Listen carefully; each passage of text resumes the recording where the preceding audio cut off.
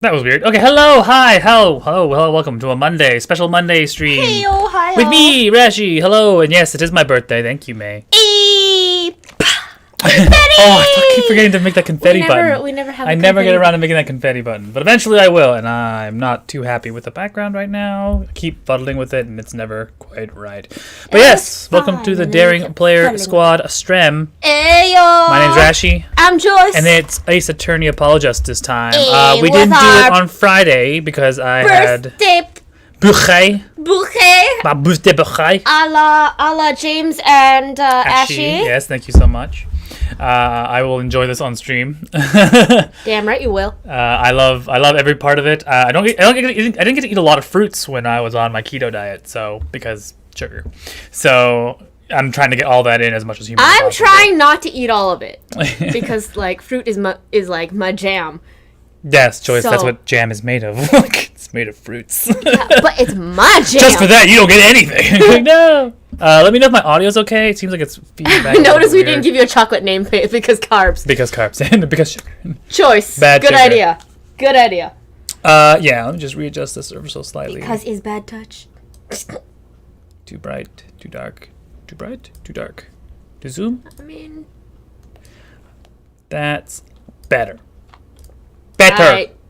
I So the background doesn't appear to me. Yeah, okay. Hello. Okay. So yeah, we didn't do it on Friday. My Saturday stream as usual because there were a few things that we had to get around to doing. I also had a little bit of birthday get together involving lots of pizza because I can. And yeah, so I am going to partake in this lovely stick of whatever fruit covered chocolate covered fruit.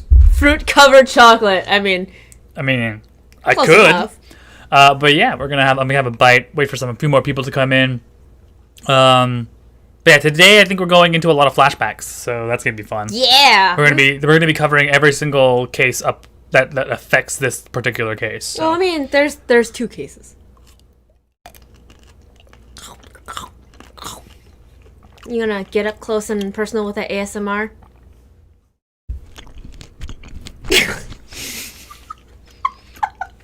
I regret this immediately. It's good. I'm a personal fan of the cantaloupes and the watermelon. Oh, that's so good. Oh, we should just mark this as mukbang first. Mukbang first, As apologists we rip after. into this like edible bouquet. No, Joyce. Take the strawberry! No. Take it. No. Take it. You This touched. is your sin. Well, I mean, now you gotta partake. I mean, it's not a bad thing. Doesn't have to be a bad thing. Oh. Oh. Oh jeez. Oh. Oh jeez. Oh. Why are we peeking so much? Well, it's because this thing has been turned up from last time. Remember? All right, bring her down. How about now? Better? Better? Better? Much better? Better than better. No, that's all the way down. Am I going the wrong way? No, that's correct. Left to lower? No, you went all the way up. Oh, I'm sorry. Hold on. There we go. Yeah. Hello? Hello. Hello. Better. Okay, cool. Sorry about that. The audio was the Yeti was mixed up a little bit because we had reattached it to the PlayStation. Actually, it's. Nah, it's fine. It's fine. Wow. Yeah, we're good. It's fine. Keep it in the green. There you go. There we go. This is fine. This is fine. This is Objection. There you go. Usually, literally how I test, how I start testing some of the stuff. fine. Objection. I just scream objection, and then usually that's about as high as I can go. Do I peek? It's fine. It's fine. This is fine. This is fine. Oh. So, since it's your birthday stream, I'll let you decide when you're actually gonna get to start, or how long you're just gonna eat some fruit. Joke's on you, bitches. It's actually a mukbang stream. There will be no Ace Attorney. Just me eating.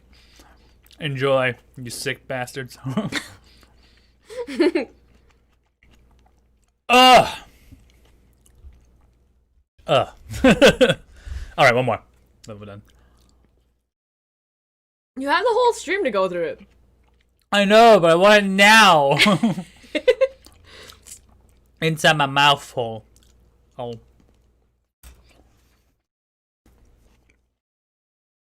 Alright, let's get on with it. Alright, let's go. Turnabout Succession Day 2, Trial Ladder. Alright, it's the second part of the trial. October 8th, 1:24 p.m. Okay. So where exactly does this leave us, Apollo? Well, the Drew Misham who was killed wasn't Drew Misham the Forger, basically. Huh? Well then, who was he? Well, he was actually... She. Yes, Vera. It was just his daughter. Doing our nails?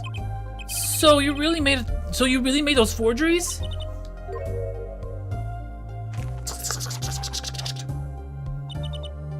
Yes. For father. Daddy? Daddy? Daddy? You mean your father, Daddy? I know it was wrong. Could you tell us how it happened? My father was a painter. I loved painting ever since I was a child. Get out. No! A watermelon rolled away from him. Fuck it. I just recently washed this floor anyway. Fuck it. The carpet's clean. The carpet is clean as it will ever be. It is verifiably clean. One day, father saw it in me. He saw that I had the talent. The talent for making forgeries? How should I say it? It was not only paintings I made. Given the materials, I could make anything. I'm assuming she has some kind of like a photographic savant memory. Yeah. Ability? Yeah, maybe. Anything? Father was so proud, and I so happy. Dick butt. But in the end, I was making those. Forgeries. I've never had a good constitution nor personality. Hello, friend geek. Welcome, welcome. Loving, Hello. sharing, caring. Welcome to my family. Hello, Brendan. Welcome! I know very little of the world outside my door. Now, because of me, Father is... Do you know about this red envelope? The email expired. What? Why? Oh, come on. Why? I swear to God, we made it...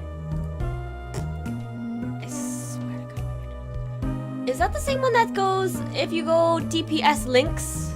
Is that the same one? Let me check really quick. Give me a I half. don't know what happened to that. Oh, something's wrong with it. Just don't bother. If it's working, it's working. That's true. I'm not gonna fiddle with it. That's true.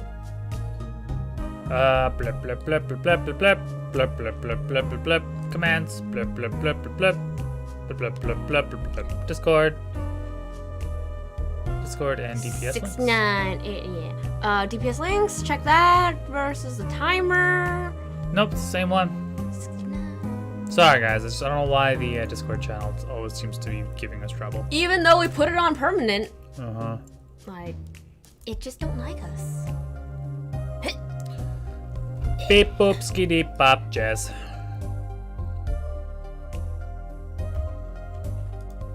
Why so many chats? What do you mean by so many chats? Oh, why we have so many chats in here? Just people have different things they want to talk about, so we've cordoned them off into different things.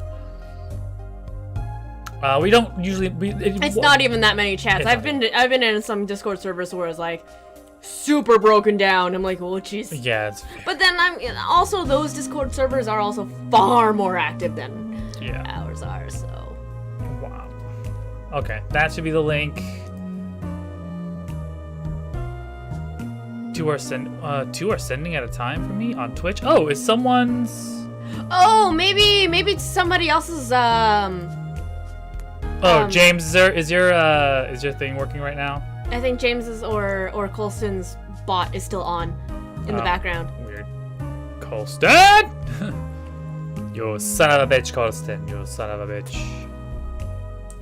Shouldn't be. You're getting so many links? Why? I'm surprised we don't see it. Normally, if their bot was on. Yeah.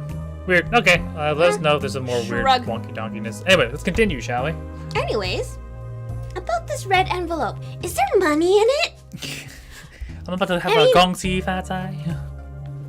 I mean, Gong Hei Fat Cai doesn't even mean good luck, it means hope you get rich. It's not even Happy New Year, it's I hope you get rich. That is the go-to saying for Chinese New Year. Do you understand the significance of that? Can we just stay on topic here? We have a murder trial. I remember that envelope. It was some time ago. So you were already creating your works back then. I started when I was only 12 years old. So the one who figured out the stamp was poisoned. That was... Mr. Justice, it's time. To the courtroom, please. Right. Oh, out of time. Wait, Vera! Just one more thing, please. Those 3 paintings in the studio. I painted those as part of my work. Right. See, we checked them out and we saw what was underneath. We saw the rough sketches underneath the 3 finished paintings. Now it's sending 3. Heck! Oh, hello, Wayward. Hello, Wayward. What is going on with our Discord?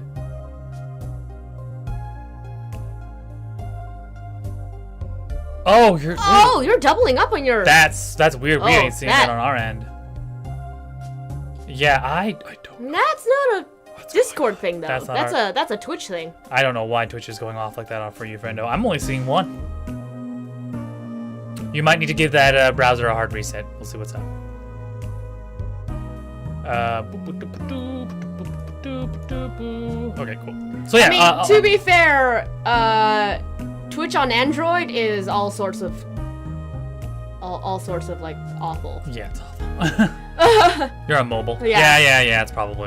Twitch on mobile, Twitch on Android mobile is all sorts of awful. Dot dot dot. Mr. Justice, Yes. Father, he knew of you, of both of you. Your late father? He was watching, gathering information. He was watching you. All about the Right and Co law offices. But lately, we're not just doing law. Yes, you do tricks, gags to amuse, and play piano. Well, they're not really gags. Yet, when Father heard you had resumed the legal business, Beagle. the business, Legal business. Dick butt. There has to be a meme somewhere where she just draws a dick butt. Anyway, continue. how pleased he was. If we get a blank of that, of her holding up a blank sketch pad, you bet your ass I can draw a dick butt for you. Who was Mr. Misham?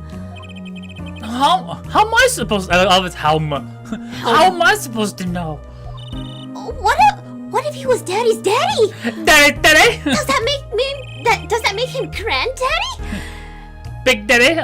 I heard he likes it when you call him Big Papa.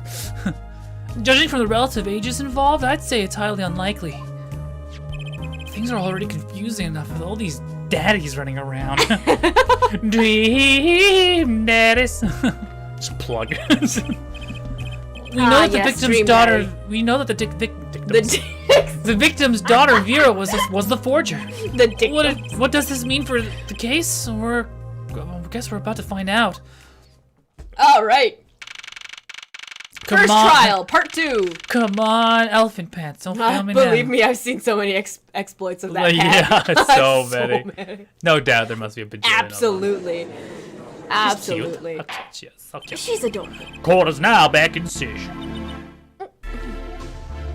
Vera seems pretty tense. She's practically chewing her fingernails clean off. Perhaps you can begin by telling us how it all worked. How did you set up this Drew Misham Forger persona? There's that stare again. She's drilling more holes into his head. I know it's hard for you, but hey, he's a handsome guy. What's hard? Very well, miss. Very I wonder well, what's miss. hard. If you would. Did you really make those detestable forgeries? Perhaps you'd rather answer my question. Were you the one who painted the paintings? The remarkably similar one. Yes. I painted it, yes. I don't know why she has to continue to make a new one every single time. Oh, at the same time, if it's the same every single time, that is amazing. Because think about it, like That's every true. time she draws, it's a perfect copy of every single time. Every time she draws it, so they're just like, I mean, on the one hand, that's some goddamn talent. On the other hand, why do that to yourself? Father praised me quite highly for it. so she was the one who made the forgeries. Yet she did not wish to reveal the truth about the operation. So the victim was a stand-in, a decoy. To the world at large, he was the forger, not her. I've done a bad thing. I have, haven't I? Regardless, we need a little bit more information. About, for instance, this. You haven't seen this before, yeah? Yes. It was in the desk drawer. Very well, you may proceed with your testimony. Tell us everything you know about this envelope. Alright, I should probably stop stuffing my face when I'm gonna be talking. You can stuff your face later. I created things and Father sold them. This envelope came after my first work. That was other than a painting. Ooh, other than a painting? Father handled the deal. All of it. Oh, it's neat. I received the stamp that was in the envelope. It was after that job it was after that job that we moved to the current studio. There certainly was much of it. There was certainly much of a great interest in your testimony. Not that the witness realizes it. Very well, please begin the cross-examination. Right, okay. I need more information about this forger. This Drew Measham. Press everything. Press all the things? All the things. Give me all the information! Hold it! So, these things you were making, you mean paintings identical to other paintings, right? The closer they were, the happier Father was. I was happy too. Still, you're quite young now. When did you begin this work? My first painting sold when I was 12. Your Honor! She had no idea what she was doing was illegal! Easy there, little attorney. You're not here to defend her for the crime of forgery. True. True. Please, tell us more about this envelope. This envelope that may very well have killed your father. All right. After her first work. By other than a painting, you mean you'd only done paintings up until that point? Yes. But Father had a realization. He noticed my talent extended to making things other than paintings. Ooh, I know where this is going. For instance? For instance, a letter someone had written, or a fingerprint left upon a cup, Dang. So they're making forged evidence. or a signature on a document, a seal upon a letter. None of these make her sound very innocent at all. And the 100,000 promised in this letter was the start. It's the beginning of a new industry for Drew Measham. A new industry? The creation of items to be used in criminal proceedings. Forging evidence, in other words. Uh-oh. Uh-oh. I just met myself. Father handled the deal. Yeah, so this is the uncovering the forgeries. So you didn't know how the things you were making were being used? I enjoyed painting very much. I think I understand. The Fraulein has lived in an unusual little world. Can you tell us what happened to the papers that were in this envelope? Father signed them and sent them back, I believe. Did he follow the instructions? Send in the enclosed envelope with the enclosed stamp. This is a rather important matter. Give your answer some thought.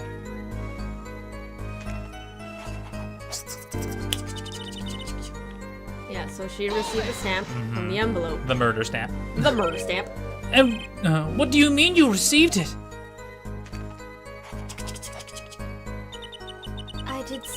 Did I do something wrong?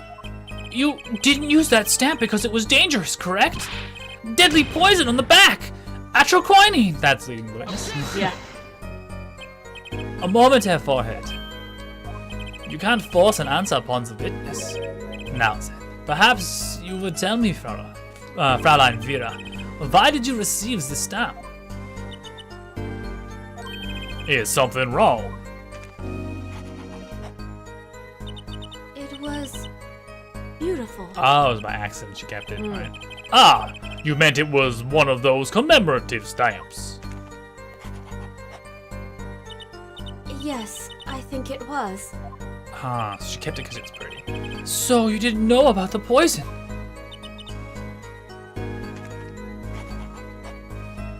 Oh, sad face. I guess not. So the trap failed by chance, by mistake, thanks to this commemorative stamp. Quite the close call.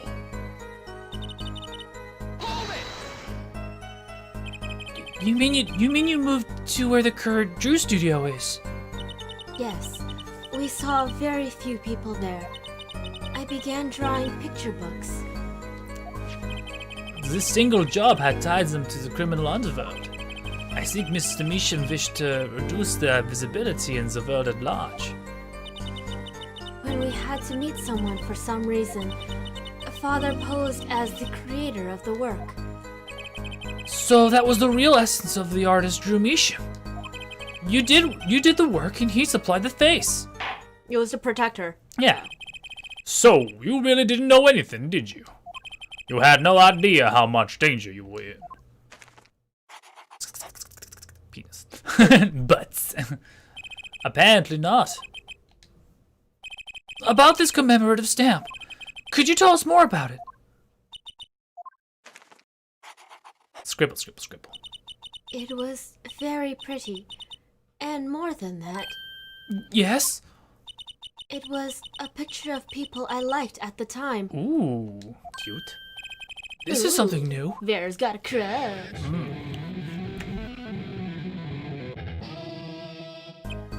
Apparently, we've got some cross-examination ahead of us. If you'd be so kind as to continue your testimony, Fraulein. I'm just wondering, guys, is the sound balance okay? Is the game volume coming in loud enough?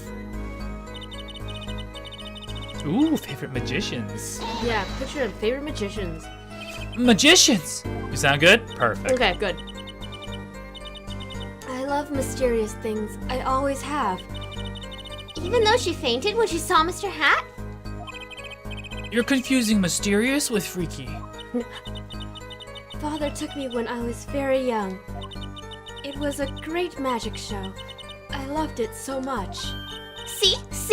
Isn't magic great? Fine, great, yeah, sure. Now, fine, great, yeah, sure. No need to get all excited. Hey, But the magic troupe we saw disbanded soon after. Scribble, scribble, scribble, scribble. Aw. I was quite sad. Did she just say what I think she said? Magic troupe? Now, where have I heard that before? The red envelope came after she'd completed her first job. That makes it a letter from her client, whoever wanted a forgery made. Apollo? We're close. We just have to piece together the parts. A deadly weapon in a red envelope, and the path it took to take Drew Measham's life. So the last statement, Yeah. the stamp was a picture of my favorite magicians. Do I provide one of the grammaries? Yes, you do. You have the ticket, the show ticket. The magic show ticket. Yeah. Objection! Those magicians you liked. Was it this bunch? Okay, simple yes. What is sophist? Yes. Is it this one that you like so much? Yes. Okay, first of all, just fruit. Nothing behind this desk. Everything behind this desk is kosher.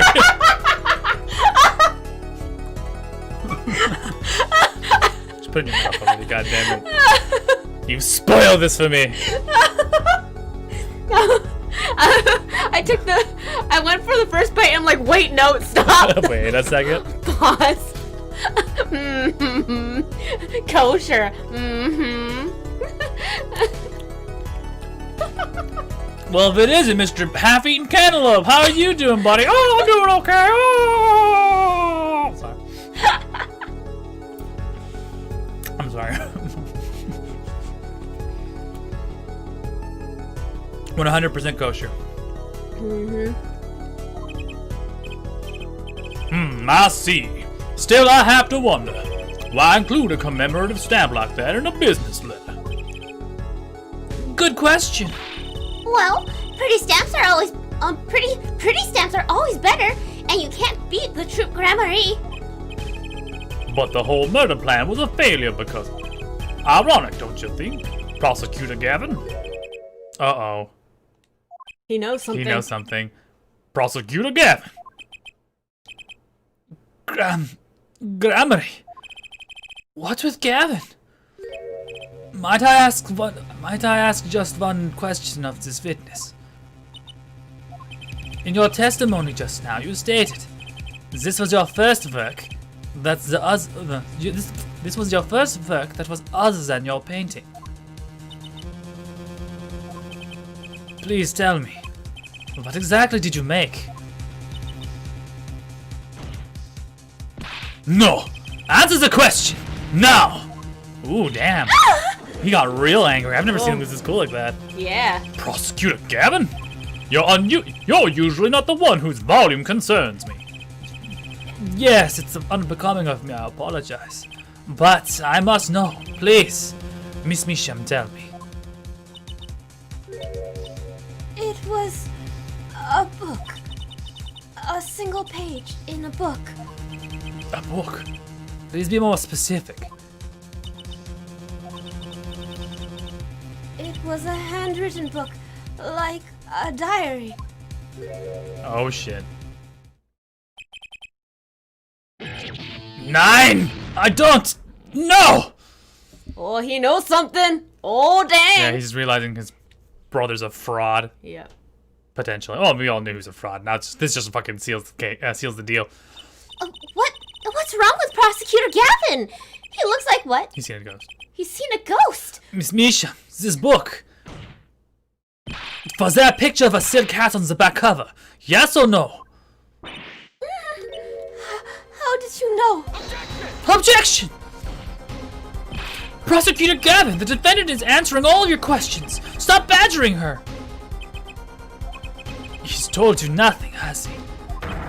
Your soiled, sullied mentor. Nothing. Sullied who?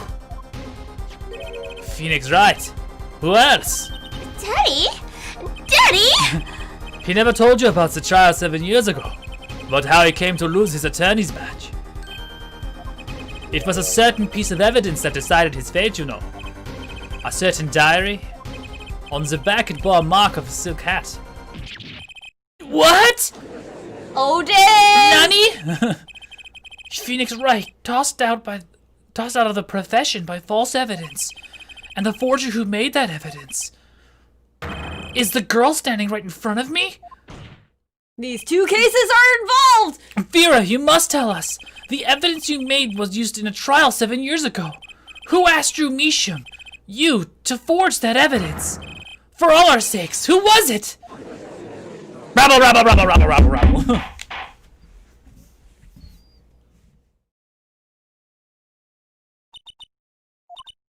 We only met once. You met the client? Well, who was it? It was... Uh-oh. What's going on with Vera? She's staring at Prosecutor Gavin's face again. Yes, what? Is there something about me? I remember clearly. I remember who gave me the book. The diary. Who was it?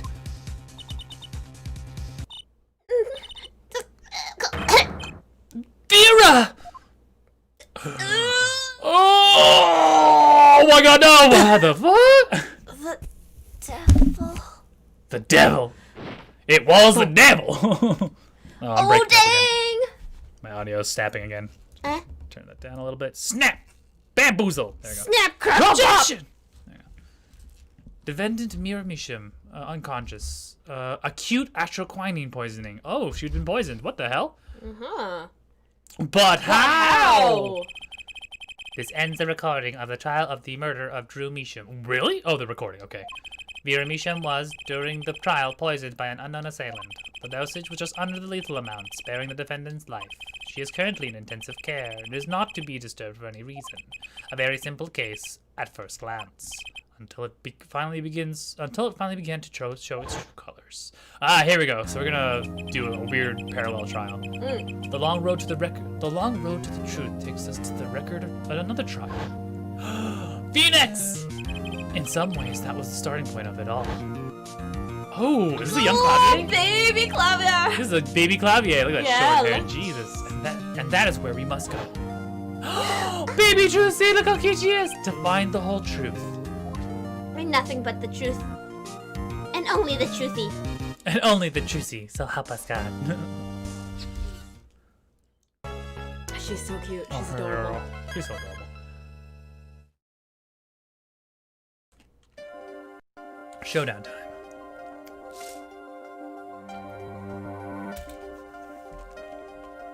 I lost.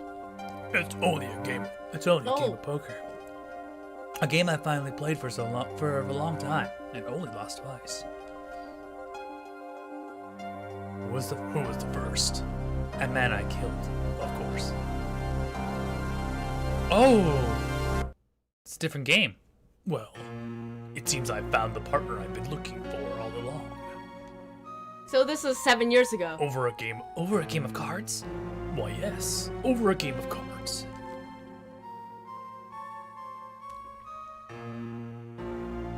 That's how, oh god, I have to do my Phoenix voice. That's how we first met, 7 years ago. Young Phoenix, not my life has been run to the gutter Phoenix. Final trial for Phoenix Wright. Should we do all this in echoey? Because it's technically a flashback? No. No. Nah. Whew, okay. It's been a long time since I felt like such a rookie. Gotta try and relax. Oh, good morning, Mr. Enigmar. I'm sorry to have sprung this on you so suddenly. I received the files from your previous attorney only yesterday. Honestly, I'm not entirely sure I'm prepared. I understand I'm asking the impossible. Yeah, well, you haven't really told me what happened yet. All we did was play cards. And that was enough. Actually, it wasn't, trust me. Do some in echo? Some of them will be in echo. How low can you go? How childish can you go? Like pearls. Oh, morning, Daddy. I'm so glad you came.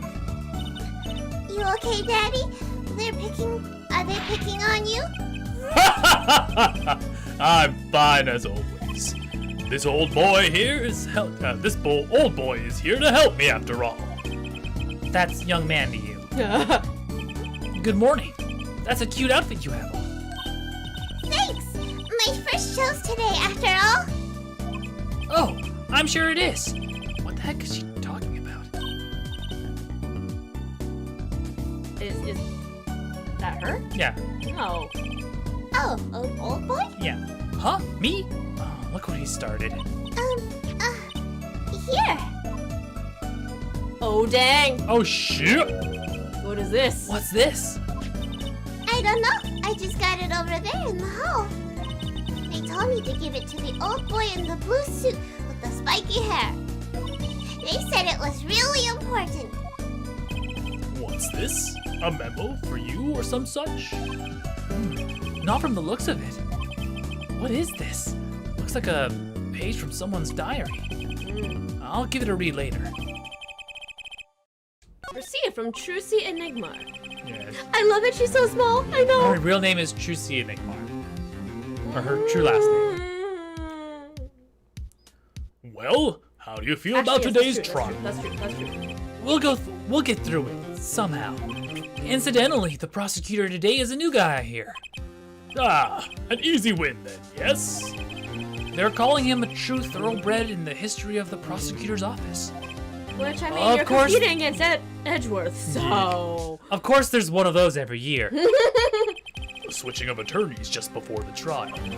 I know it's a difficult situation I put you in. But, allow me to say one thing, Mr. Wright. Yes? I will not be able to pronounce me guilty today. So do your best, but do not worry.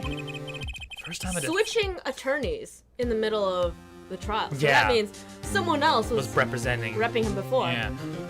First time a defendant's ever given me such a pep speech. I'll do what I can. I see you do not understand. You see, it would be impossible for them to declare a verdict. Impossible? Yes. Isn't that right, Trucy? Yup, you bet, Daddy. My first look at the case was only yesterday, and the information I was given was a tad bit lacking, to be honest. Still, I'll do what I can, for their sake. I believe the curtains will be lifting any time now. I'm in your capable hands, Mr. Wright. My client is Shady Enigmar. I wonder how heartbroken Edgeworth was when he heard the Phoenix disbarment. It is mentioned, isn't it, in Phoenix in Edgeworth Walks, the game? It's Edgeworth's investigations, technically. In investigations. Correct me if I'm wrong, Brendan. He hears about it in the investigations series. I mean, I could be completely off base because all I know about the investigation series is from fanfiction. That's the best way to go. What? Edgeworth and Phoenix don't fuck? God, I'm so disappointed. 1 star. I have a feeling that's how someone like learned about certain games just through fanfic or something. Oh, absolutely. Absolutely. That's No, so Edgeworth does not know of Phoenix disbarment. Okay. It doesn't occur during that game. Damn it. That's just a very, very prevalent headcanon then. My client is Shady Enigmar, known to the world as Zach Gramarye. Oh, okay, so his stage name is Zach Gramarye. A wildly popular magician, star of the troupe Gramarye. Who else? His mentor, Magnifi Gramarye, was a rare breed of magician. He single-handedly ushered in a golden age of stage magic until he was shot dead. And Zach Gramarye is the suspect. Here we go. Who else do you know named Shady? Yeah. Investigations Phoenix still has a badge. Oh, okay. So yeah, he wasn't disbarred. Court is now in session for the trial of Shady Enigma. The defense is ready, Your Honor. Is the prosecution ready? I was just thinking. Is this what all the fuss is about? Bit of a buzzkill, really. Buzzkill? Is this some kind of crime? One of the worst. This is a trial, yeah? Bells the sweaty palms, the pounding hearts. A Gavanier's concert has got 10 times the thrill. This gig's got. I'm trying to give him a little bit younger. More hipper younger? voice, yeah. He was like 16. Child. Who were you again? Clavier Gavin. I came to get the party started legally, yeah? Gavin. Defense attorney Christoph Gavins. Figure my bro's more famous in this part of town. Clavier Gavin, lead singer for the mega hit band The Gaviners. You're out of your league, rock boy. Wow, fucking confidence on fucking. I mean, again, nowadays. he's a rookie. He's a 16-year-old rookie. I know what you're thinking. You're out of your league, rock boy. Fuck. True, my debut single, 13 Years Hard Time for Love, went platinum overnight. But that's just a hobby to me compared to this, yeah? Talkative, aren't you? Like your affected Euro rock accent, by the way. Oh, I like your affected Euro rock accent, by the way. Oh. Yeah, so that's the reference of like it's a fucking fake accent. Yeah. I'm just getting warmed up here, Teddy, right? Perhaps you would be so kind as to fill us in on the case. I mean, Dong, baby. Time to call on the opening act. almost went Jamaican. Almost there. went Jamaican. What's his name again? Oh yes, Detective Gumshoe. Hit it. Oh, Detective Gumshoe! Oh God, my boy. And who are you? Hey, you were the one who called me up here, sir. My name is Dick Gumshoe. I'm a homicide detective down at the precinct. Detective Gumshoe. Long time no see. Hey, you! Huh? Me? Today's the day, pal. Today I win and you lose. I got confidence in my testimony today, see? What? You normally lack confidence in your testimony? Hey, detective, this is my stage. Can the antics. Huh? All this hey youings and such. I could care less about your histories against me. Gumshoe, what a dumb. I know. Very well, Detective Gumshoe, if you would. Please tell us about the case at hand. It happened 6 days back in a room at the General Hospital.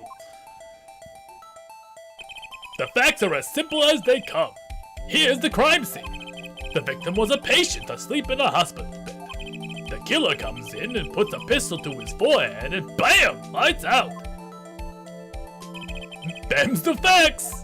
Gumshoe, please. Oh, God. Today's the day I win, you lose. Oh no, Come on. you don't know what you're saying, Gumshoe. You're gonna regret that for the rest of your life. Not so long ago, the victim, Magnifique Gramarye, was a famous man. He had the entire country under his magical spell, as it were. Yes, the great magician. He retired years ago, though. Say the name Magnifique to one of my generation, and you'd be lucky to get a blank stare. Yes, though I'm sure the youngsters today know know his disciples even better. I dare say Troop Gramarye has made quite a name for themselves. Anyhow, the retired Magnifique's been in the hospital for the last year. What was it? Mal ignorant tutor or something. Oh God, a malignant tumor. Doing something to his liver, I think. Yeah. A malignant tumor, perhaps? In other words, he had liver cancer. He had only 3 months to live, in fact. Okay. Got a chart in here. The facts do seem simple enough. But something's not right. The victim was already climbing a 3-month stairway to heaven. Why not wait for him to knock on heaven's door? Why shoot him? Yeah. I wouldn't have put it quite so lyrically, but it's true. Why make the effort to commit murder when the victim was about to die? Incidentally,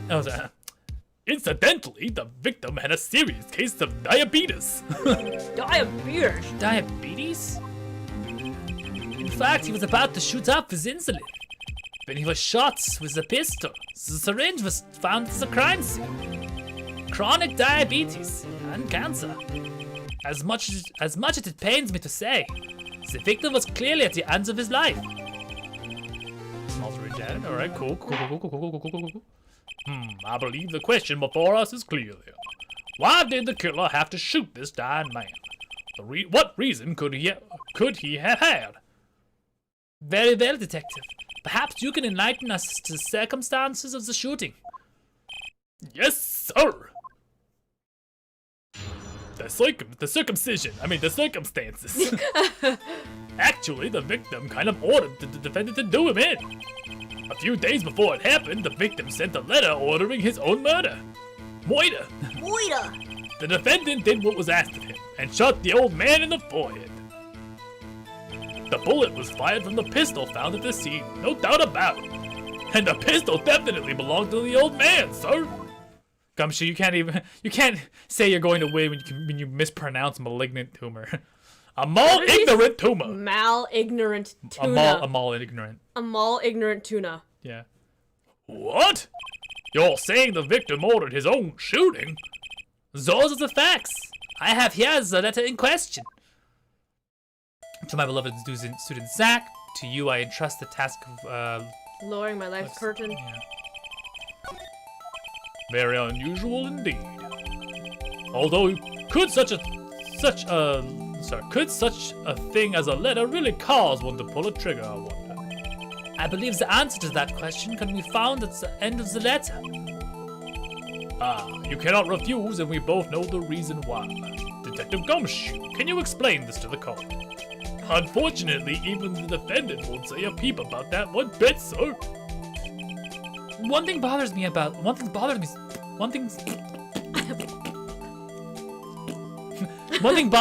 this. Why didn't he just say 11? Why have him come in at 11:05 without some specific reason? The devil's in the details here, Teddy. Well, was there some reason? As it turns out, there was. Every night for a half hour, starting at 11, the victim, Magnific Grammary, was given an IV. An IV? There it is in the picture, off to the side of the bed. At 11, a doctor would come to set up the IV. 30 minutes later, he would be back for the empty bag. This happens every night without fail. So that was the only time they could meet with without the chance of an untimely interruption during his IV. Very well, shall we begin? Mr. Wright, your cross-examination, if you would. What's the reason he couldn't refuse, I wonder? Could he have at least he could have at least mentioned it to me. Might have done it with a scrap of paper that we've gotten. Actually, take a look at some of the stuff that you have. Yeah. Because I think this button is the one. Nope, that's safe. Might as well save. Yeah, that's not a bad thing to do. Return to the title screen? Nope. Present. Let's see, we have the crime scene photo, we have... I wonder if this has changed. It's my all-important badge. It shows that I'm an attorney. Neat. Crime photo. Down in the hospital. There's a bullet through the... Forehead. No, through the clown. Oh, the next clown to him. too. Yeah, that's weird. No one likes the clown. Magnificent autopsy report. Grammary 67. Estimated time of death was April 13th, 11 to 11:30 p.m. That lines up. Loss of blood from a bullet wound. Remarks: malignant tumor confirmed in victim's liver. The notebook page that we got as well. It seems fate's clock will make me wait a little longer. At least only less than 10 swift minutes remain. To all those who have supported me in my life's work, I give thanks. Farewell. Then Magnificent chart also says malignant tumor in liver has progressed to the final stages with no hope of recovery. Patient has 3 months to live. Patient has chronic diabetes, requires treatments. And then, yeah, nothing really different about it. Needle has been washed of all prints. Yeah, no signs of use. Yeah, Magnificent letter. To my beloved student Zach, to you I entrust the task of lowering my life's curtain. Come on the 13th, 11:05 p.m. I will ready a gun which you will shoot one shot square in the forehead. You cannot refuse any. One shot. Do not But miss your there chance. are 2 bullet holes. So. All right. Okay. So now that we have that, we want to press on Gumshoe's third statement. The defendant was asked of him and shot him in the... Yes. Hold it! How can you be so sure? Hey, you gotta learn to stop relying on people to do your thinking for you, pal. Learn to think for yourself. Get that noggin cranking. Sup, Brendan? You fail to grasp the concept of questioning, detective. First, we got this letter. It says, shoot in the forehead. Loud and clear. I can see that, but I can see that, but I still wouldn't do it. Well, maybe you need to grow yourself a backbone, pal. Okay, Jesus, come on, man. Did I just say something about bullets? I did. Yeah, there seems to be There are another 2 bullet holes. one in the forehead of the 2. Woo! Oh, Joyce walked right into it. I don't even know the backstory. No, I don't know. I don't even remember the backstory to that joke anymore. I think, correct me if I'm wrong, but it's basically you guys were filming something, and then like this person in front of you just kept going ooh, ooh, in that particular tone. It just stuck. Ooh. Gumshoe, please. All right, I'm gonna have myself one of these bad boys. Ow. I don't even know, but I just the number 2 now just has a particular special meaning. That guy was B's Ewok friend, and that was more of a coincidence. Gumshoe, you lack empathy. I'm like, Gumshoe, you're just like, maybe you need to learn to grow up and shoot a guy. And I'm like, Oh, honey, baby, sweet. Gumshoe, come on. Give me a half second. I'm just chewing this bad boy. Chew faster! You fail to grasp the concept of shooting people is bad, detective. That is your entire job. We also found the defendant's pistol at the scene. Traces of gunpowder residue shows that it had been fired recently. Well, Mr. Rat,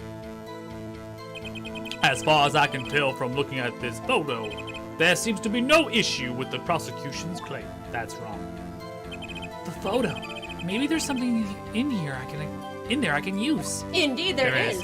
So they're saying the defendant shot the victim in the forehead. I think there's a hole in the prosecution argument. Clearly, Mr. Enigmar Shot something else. beep boop. Looking at this photo, another possibility occurs to me. Yes? What does the letter tell us? That the defendant had a reason he couldn't refuse his teacher's wishes. Bingo, pal! Bing That's- pot! Bing pot! That's why the defendant popped him one in the forehead. Oh, the defense disagrees. You see, the defendant had another choice he could make. Objection! What? And you can prove that with this photo? I can prove he had a choice. Yes. The defendant might have fired like he was ordered, but he did not shoot the victim's forehead. Well, let's hear what you're thinking, Mr. Rat. If he didn't shoot the victim's forehead, what did the defendant shoot? He shot the clown. The clown. Meekins. It was Meekins. Meekins.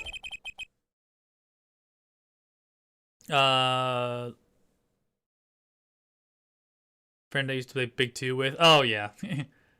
Based on Brendan's Asian friend. Asian Jesus friend.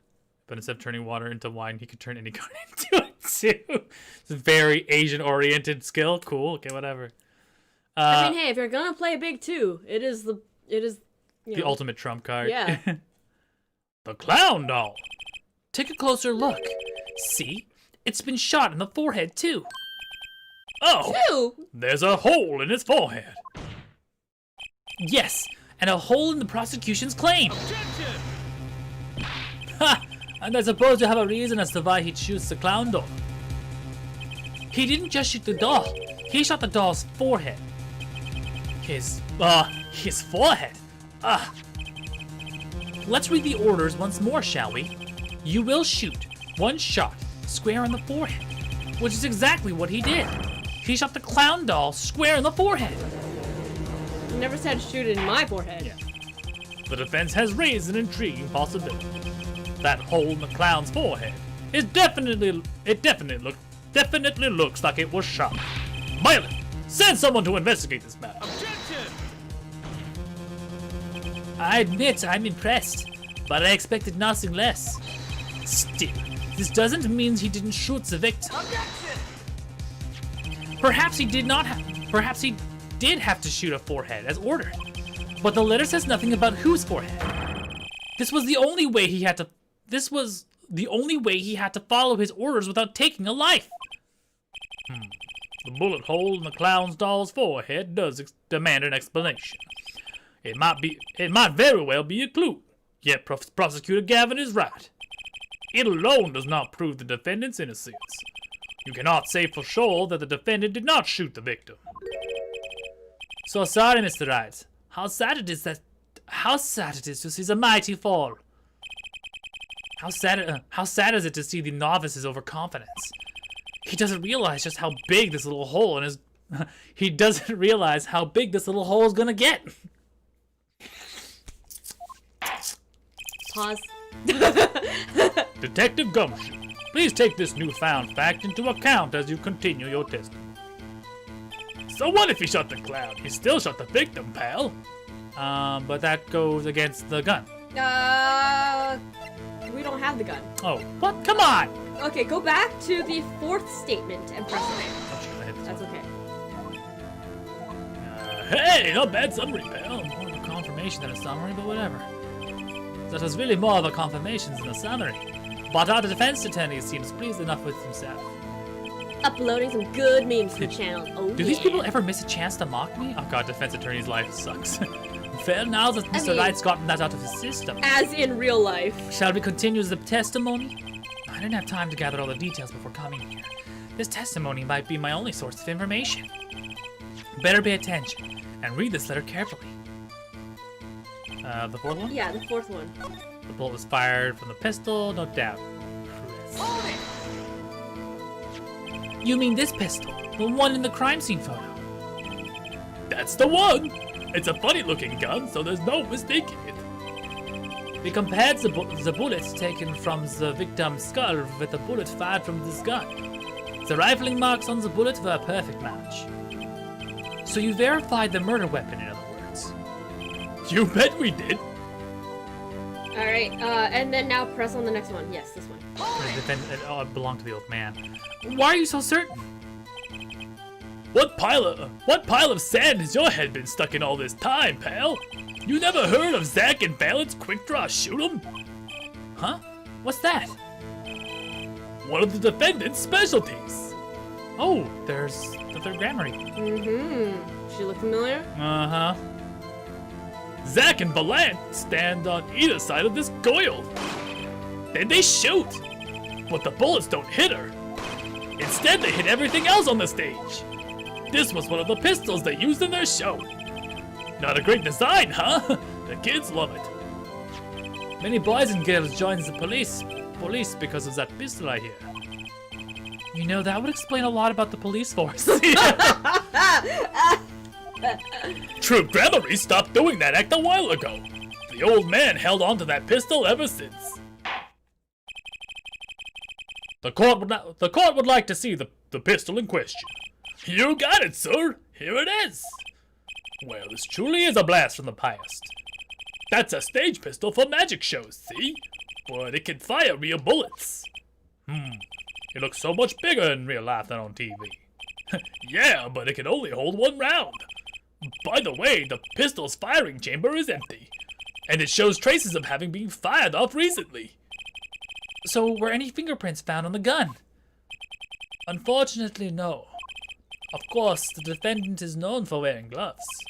He might say that the lack of fingerprints is in fact a fingerprint of its own. Topical. Topical, yeah. Aha! Intriguing point. Well made. Whoa, whoa, whoa! Not well made, not intriguing. In any case, the court accepts this evidence. Here we go. Here you go. Now that you have a gun. My grandchildren would get a kick out of seeing this. But now it's time to return to our testimony. So now that you have a gun, let's take a look at the gun.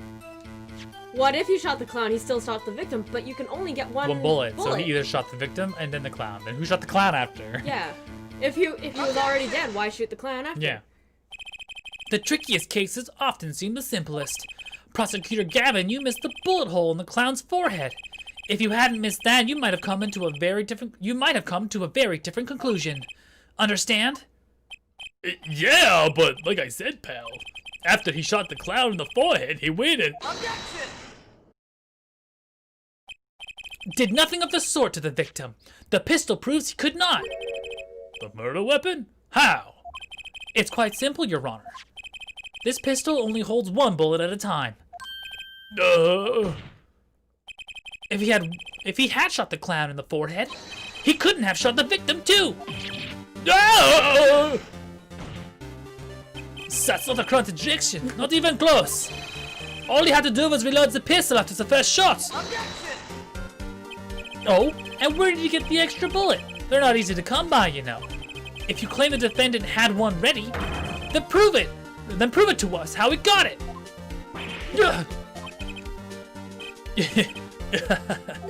I had a feeling it wasn't over yet. No, this party's just getting started. I haven't proven anything yet beyond my good looks and startling record sales. An utter lack of humility. What's this? Seems that the prosecution has another witness prepared. Like I said, head detective. I almost said Hair forehead. Like I said, head detective. Like I said, head detective was just the warm-up act. No. Now that the audience has gotten a taste of what's to come, they're ready. Ready for what? For my decisive witness, of course. A witness who you will find can prove one thing for us. That it was Zach Grammary who shot the victim in the forehead. Cool. Cool. At this point, the defense is like, yeah, okay. Come on. Very well. We will pause for a 15-minute recess. This might be my lucky break. I'll need that 15 minutes to talk to my client, Zach. Court is adjourned. Bitches. Ba ba ba ba ba ba. I'm gonna help myself to a chocolate strawberry. Strawberry. Oh man. Are we gonna get get more baby juicy? Maybe. More baby juicy. It's a bad time to get in on this strawberry, I'm sorry. Very impressive, Mr. Wright. I have to say, I expected nothing less.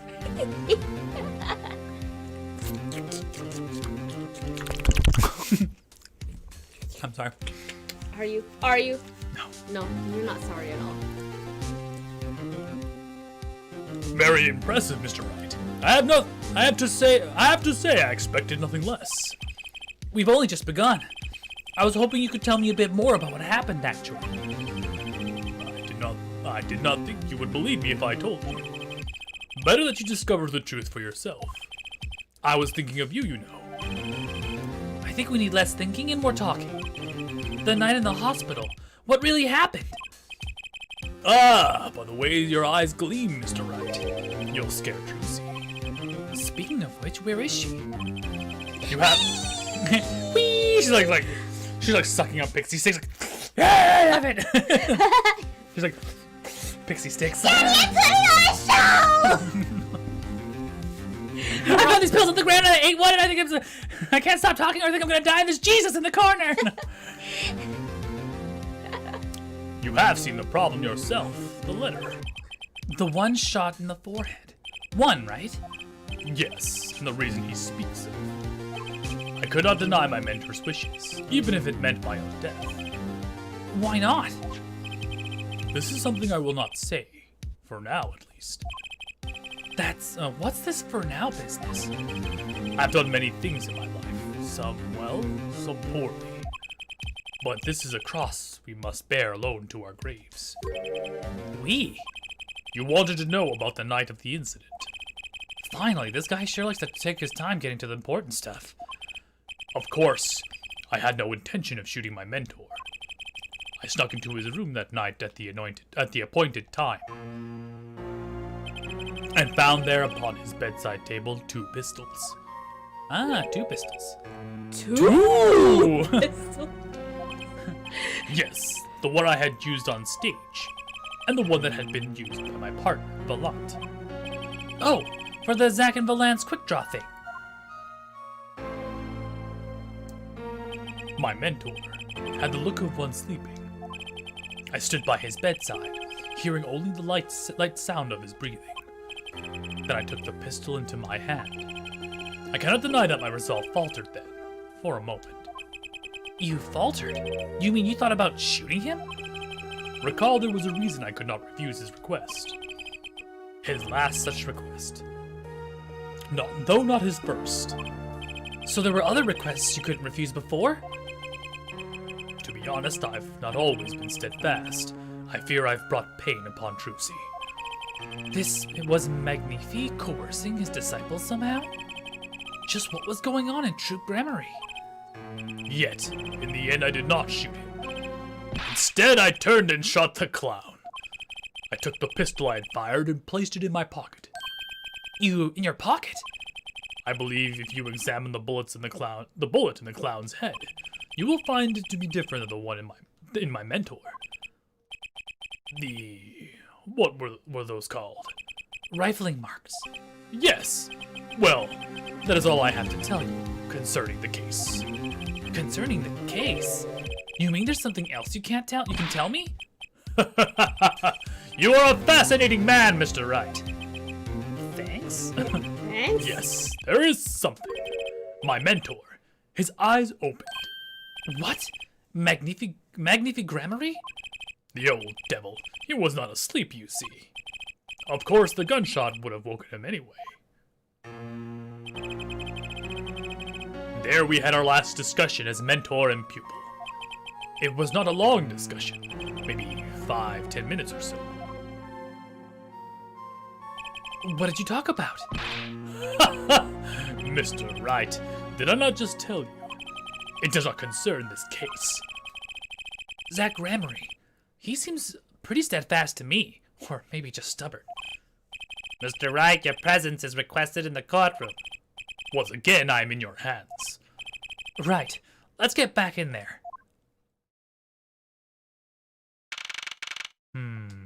Very peculiar. Court is now back in session. During our recess, a bullet was found in dugouts of the clown's head. Well, this is news. And the rifling marks? There wasn't time to do a detailed analysis, though they did find the weapon type matches the murder weapon. Well, that's not very conclusive, is it? Which is why I'm about to call my very decisive witness. Your decisive witness? How many times have I heard those words? Though they often turn out to be far less decisive than you think. Oh, don't worry on my account. I'm quite confident this witness will do the job. After all, he is intimately acquainted with the players in our little production. Being the other half of Group Grammary, is famous.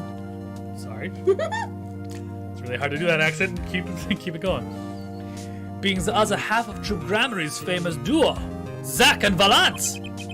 Valant Grammary, ooh. So we get to meet the great Magnifi's other disciple. This motherfucker. Flip, flip. Flip, flip. Perhaps we'll start by asking your name and occupation. Valant Grammary, magician. You're the decisive witness, are you? You can prove your fellow student, your partner's guilt? Fate, the grand illusion, filled with traps and tricks. Flip, flip. Wait, the shooting took place in the hospital after 11 o'clock that night. If you're a witness, does that mean you were there that late? If one were to deduce this logically, the conclusion is yes! Okay, I always get the characters, don't I? I have an interesting fact for you. You'll see several days before the crime, my witness receives this.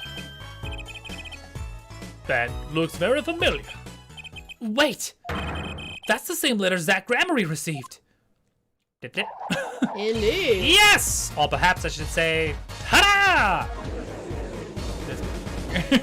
I hate this guy. Order, order! What does it say? Surely not the same thing. Perhaps you should see for yourself. To my beloved student Valant, I trust you. At 11:20. I will ready a gun for which you will shoot one shot square in the forehead you cannot refuse. Why, it's practically the same. The court accepts this into evidence. This is most unusual. Exactly what was going on with you folks? What exactly was your Troop Grammary up to? By what you mean? I'm just having trouble envisioning a man who would ask his students to kill him. Both of them, no less. It's just my opinion, Herr Judge. But from these letters, I'd say he was coercing them, not asking them. We walked the magician's path together, and doing so shared much of our lives. When people are so close, there is a strain, a warping of relations, you might say. Yet this has nothing to do with the case at hand. Wow, Jesus, they're really brushing that off, aren't they? Yeah.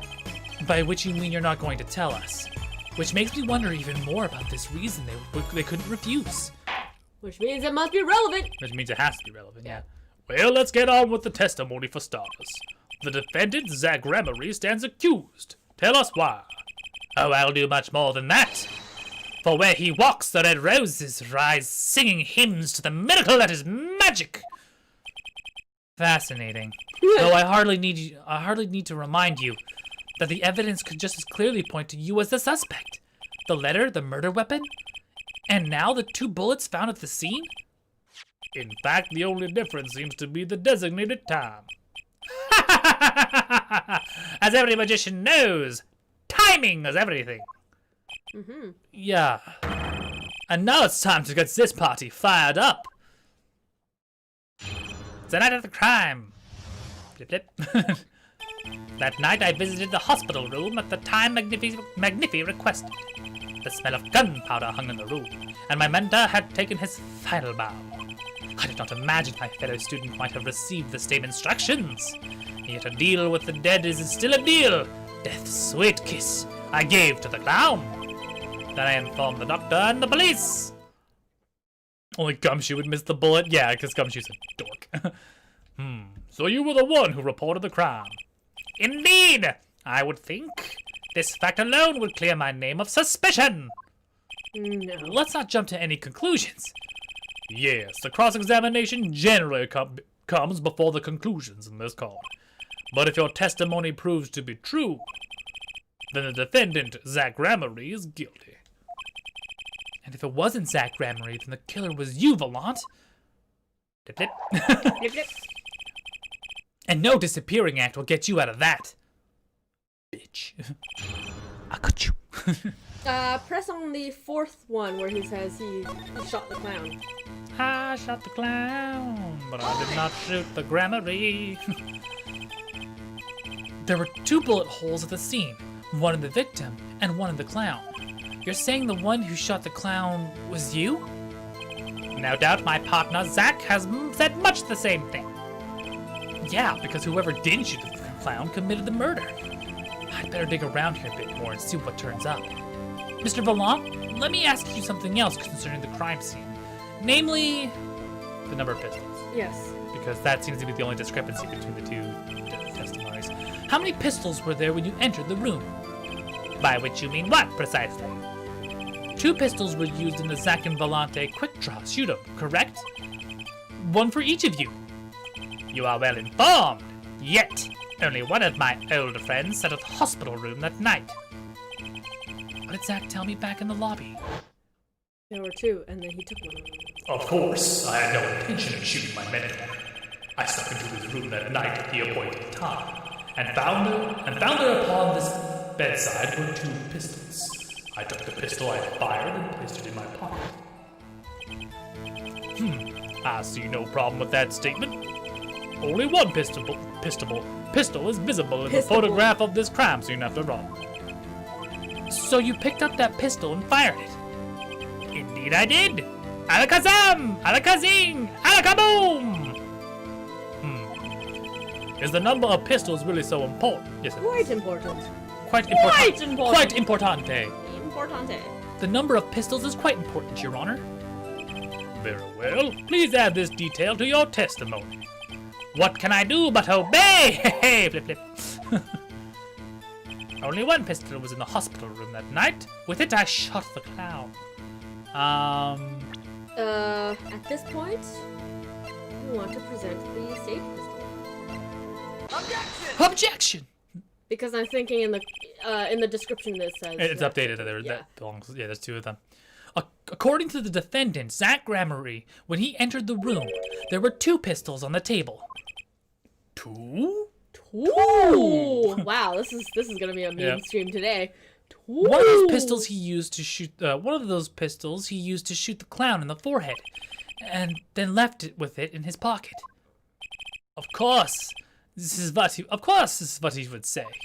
Unlike the hapless clown, we must assume our defendant has some brains in his head. Well, what about what Mr. Volant has told us? You see, there's something about his testimony that doesn't make sense. What might that be? I told you I took the pistol that was there and shot the clown. That's your story, at least. But the rifling marks tell a very different story. Mr. Volant, recall that recall what Prosecutor Gavin told us. There. Compared the bullet taken from the victim's skull with the bullet fired from his gun, the rifling marks on the bullets were a perfect match.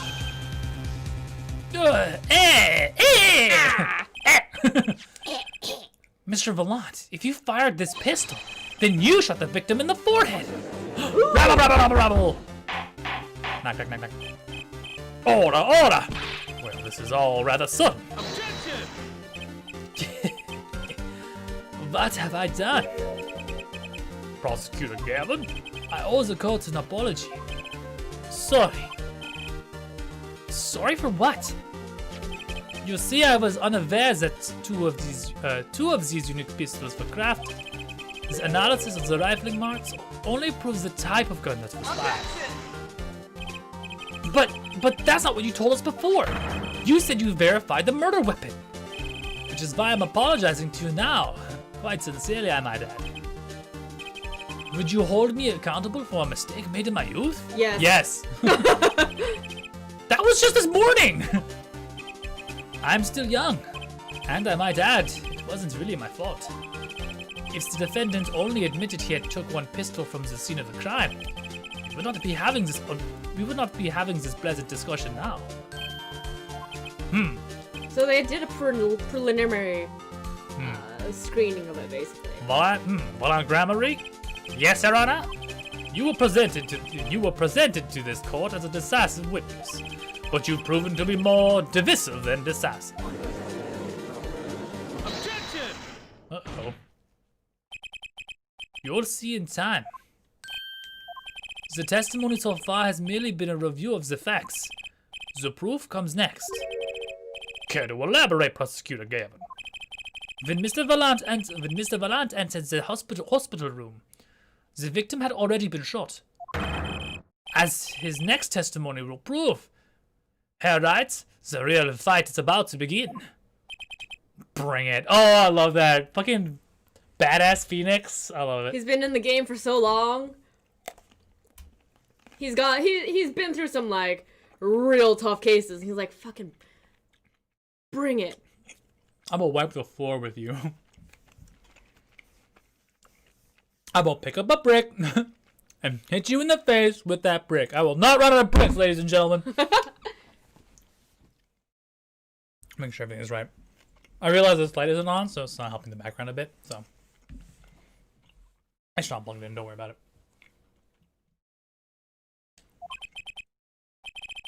Very well, the witness will now testify to the court. Help us determine who shot what. Who shot what? I arrived in the hospital room at the appointed time, which is to say 11:20 p.m. After discovering the body, I fulfilled my obligation, then called in the doctor. The doctor examined the body before the police arrived. He was quite clear about the time of death, 11:10 p.m. And the one in the room at the time was my partner, not me. Those times are rather close, you have to admit it. Well, you're talking about an alibi established over a matter of minutes. To use a 10-minute discrepancy as the basis of your alibi is easy to explain in this situation here, Judge. For example, take our debut hit single, 13 Years, Hard Time for Love. Cue to the song, press the play button, and it will play for 2 minutes 15 seconds. Do it 100 times, the result is still the same. Their debut single was only 2 minutes and 15 seconds long? What a ripoff! You know what? That's closer to average now. But I mean, back then when this game was coming out, most songs were about 4 or 5 minutes. 3-4 minutes, yeah. Yeah. Now they're about now they're about 3. Yeah, at most. Yeah.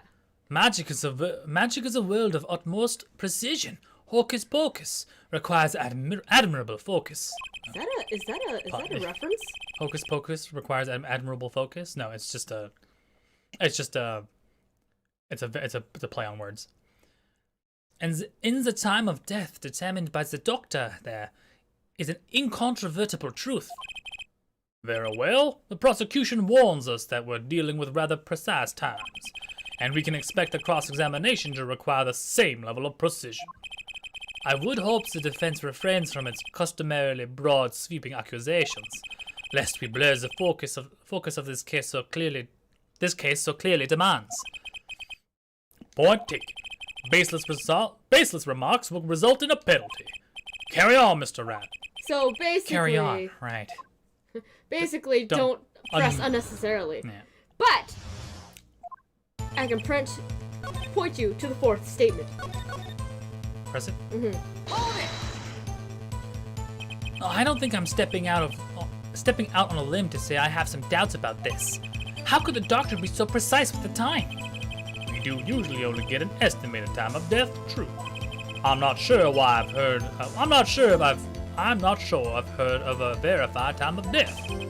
Magic revels in making the complex appear simple, but reality is quite the opposite. What appears complex in this case is a simple matter of subtraction. I see another person has done their arithmetic. homework.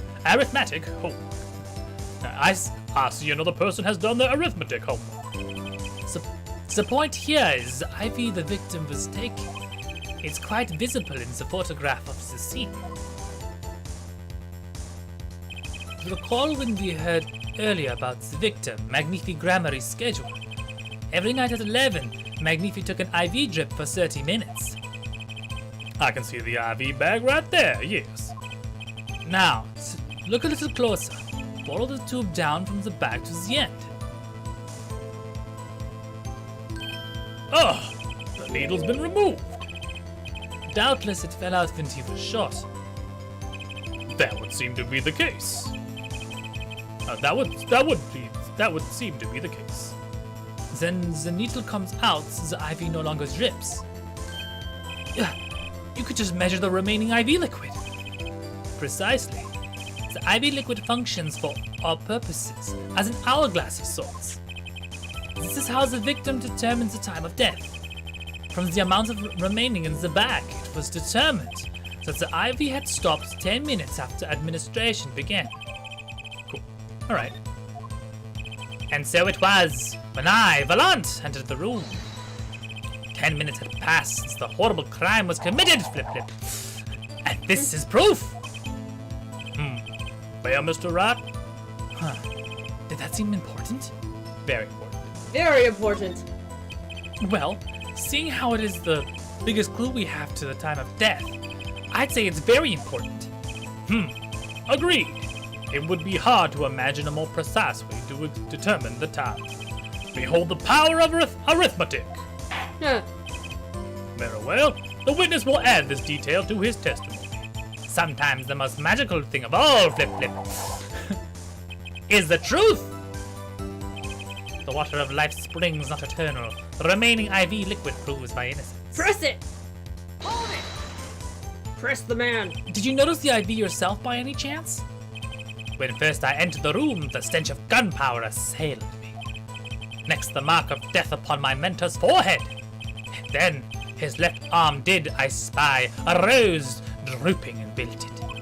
It's thorn, the discarded IV needle. Yeah, boy, we ended up. Oh my god, what happened? What did you do? Okay, hello, Edgy Jake.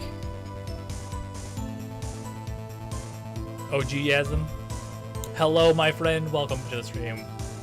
Blah, blah, blah, blah, blah. What else here? Let's roll.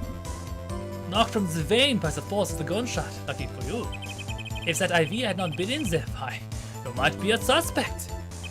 Indubitably so.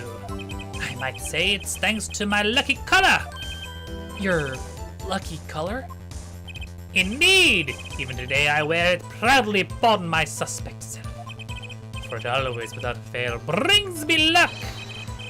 Why, when Zack and Valant won their first Magician's Grand Prix! Yes, the very one held by the Association of International Magicians. I was adorned in this attire then too, and our trophy was a bust! Ah, what a day that was. Oh, this is one trip down memory lane no one needs.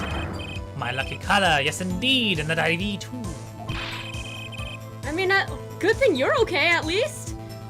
I mean, if it's just a rear bumper, that can be fixed. I mean, technically, for the most part, if you get hit from behind, it's usually that person who hit you's fault. I think so. Need to get insurance adjuster to determine the damage that warrants a repair on the replacement. Fair. Yeah. Are you I don't know about Americans. Like, I don't know how your insurance, your car insurance runs. I know in Canada we keep I know in BC we're kind of at the mercy of a monopoly. I wouldn't be surprised if most places are like that.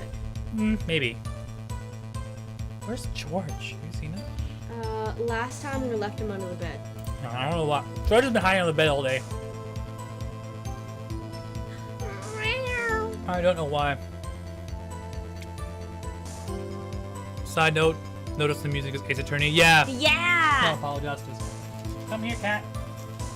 That's a nice little detail that because we're playing as Phoenix again from 7 years ago, where we've got our good old Ace Attorney music instead of Apollo Justice music. Look at this floof! Look at this full floof. These little beans. These little beans.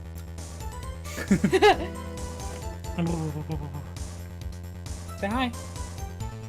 Say bye. Bye.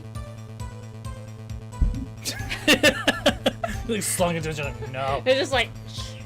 All right. I love you. Bye bye. Give me that look. All right. I say I think 'twas hued, especially for thee, Valant. That does seem to be the case indeed. Well, Mr. Rat, any thoughts on this testimony? Valant sure looks happy with himself. Okay, how about this lucky color testimony? That is important. There is a contradiction. It certainly sounds like your lucky colors brought you plenty of luck, but not this time. Mr. Valant, your lucky colors betrayed you. I'm afraid you've lost me.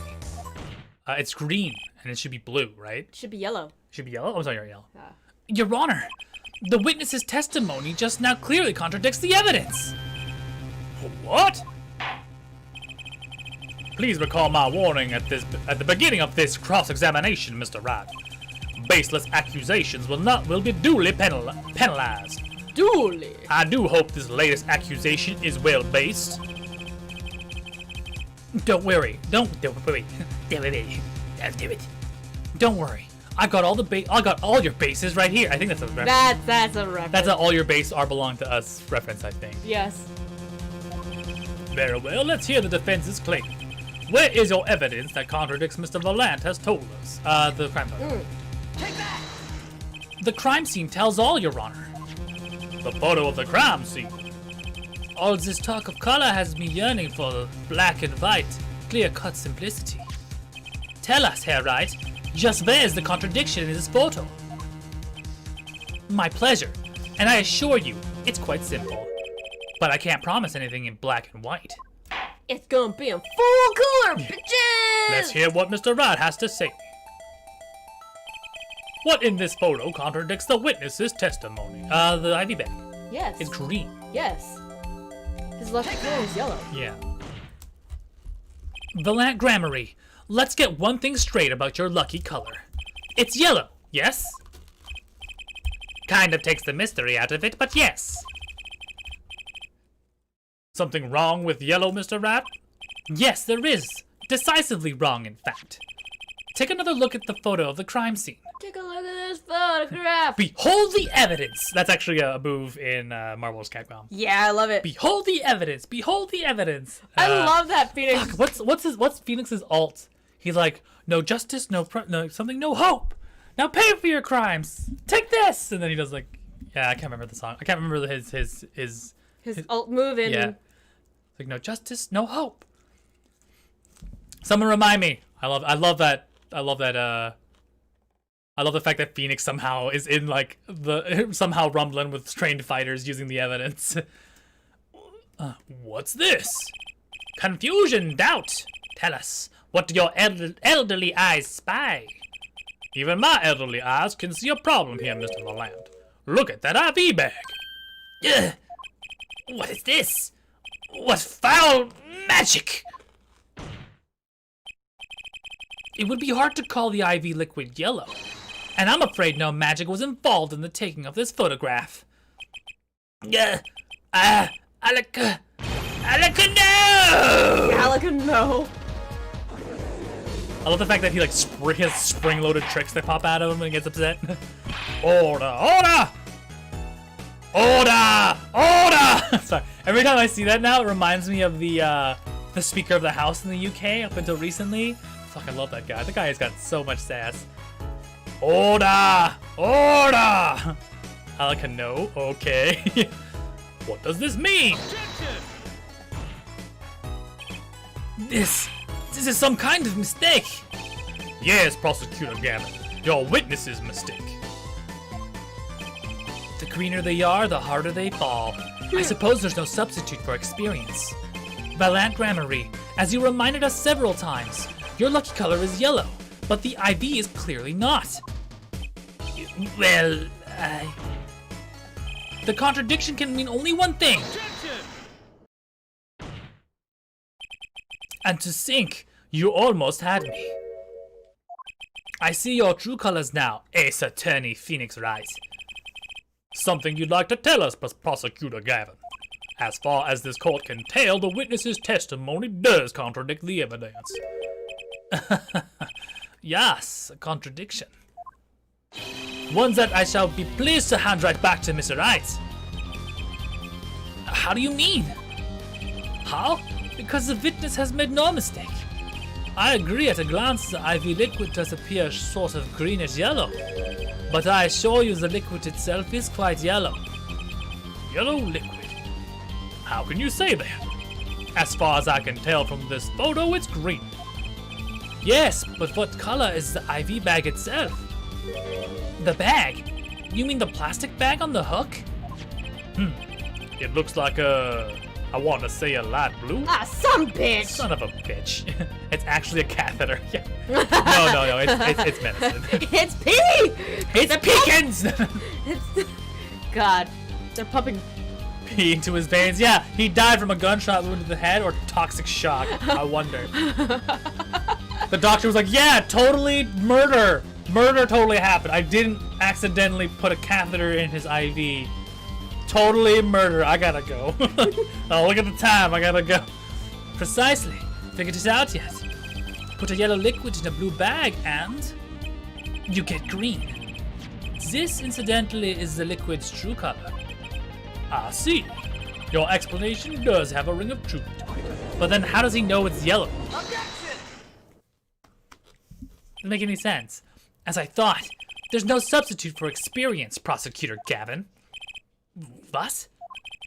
You may tell a good tale, but you've just proven something rather grave. For you, that is. Grave? The liquid in the IV is yellow, yes. But how did the witness know that? But it's quite unnatural when you think about it. You did think about it, didn't you? Your Honor, the defense requests an explanation from the witness. At the scene of the crime, the IV liquid appears to be green. So let me ask, how did the witness know the IV liquid was actually yellow? Alakazong! Zong! I love the classic Turnabout. Order! Order! Mr. Wright, you will explain this at once. The witness clearly knew the color of the IV liquid, so I'm sure it means something, but what? I can think of only one possibility, Your Honor. The witness, Valant Gramarye, has testified that the IV liquid was yellow because he knew the IV liquid's color. He's seen it before. Has he? Or he knew the color. Yeah, either. Which one was it? Either of them. Really? Yeah, you can say either of them. From the facts before us, the answer is clear. The witness knew the IV liquid was yellow. Why? Because he'd seen it before. Yeah, so both were. But not inside the blue bag as we see in the photo. He saw the liquid by itself in a clear, colorless bag. I suppose he would have had to, but I'm not still clear as to what this all means. Ask yourself, why would he know if he didn't work at the hospital? That's where you'll find your meaning, Your Honor. I'm afraid I find nothing. So what if he knew the IV liquid's color? Leave the getting excited over absolutely nothing to our teeny popper fans, yeah? Okay, wow, just throwing your fans across there, whatever. The IV liquid is the only evidence proving the time of death. A 30-minute hourglass with 20 minutes worth of sand remaining. Your claim, Prosecutor Glavin. I remember it well. However, there's a critical difference between an hourglass and an IV bag. Wait, I know. The hourglass uses sand, and the IV bag uses liquid. I object to your objections. Basically, 90% of the of this fight ends up being people fighting, objecting to each other. I'm right? I mean, technically, but. As much as it pains me to say this, Your Honor, no. Unlike the sands through an hourglass, IV liquids enter the patient's body, at which point, like magic, it disappears. However, what if the amount of IV liquid had increased? You couldn't tell, could you? After all, there's no way of knowing how much went in. Let me get this straight here, right? You're saying the witness watered down our victim's IV bag? Not with water, but with IV liquid. That's how you knew the IV liquid was yellow. Now wait, I said, wait! How might an amateur such as myself essay to perform such a task? Objection! Hold the fuck up, yeah. I'm an amateur too, but I can pour water into a cup. I'm afraid there's quite a big difference between a cup and an IV bag. Quite. Can you prove our witness is capable of such a feat? He has a point, amateurs. I, at least, would have some difficulty pouring IV liquid into that bag. You don't need to be an expert to see the look on the witness's face. He added liquid to the IV bag to throw off the time of death. I tire of these fairy tales lacking evidence. Well, Mr. Wright, any solid evidence to bring us back down to earth? Valiant Granary, I'm afraid your magic won't serve you well in a life of crime. Might I ask what you're strongly suggesting? Magic relies on props, and props become evidence. Our witness was certainly able to increase the amount of IV liquid in the bag. All he had to do was work a little magic, and the prop was a syringe. The victim's syringe. It's the perfect prop for the magically increasing IV trick, and easy enough for an amateur to use. What kind of evidence is that? The syringe was clean, not a trace of liquid in it. And don't you find that odd, Prosecutor Gavin? Was? The victim had the syringe to administer his insulin shots. There should have been traces of insulin left inside. Planet, yeah. Well, Valiant Granary, as you pointed out yourself, the IV liquid makes the perfect clock. One that you could manipulate at will. Alikazog!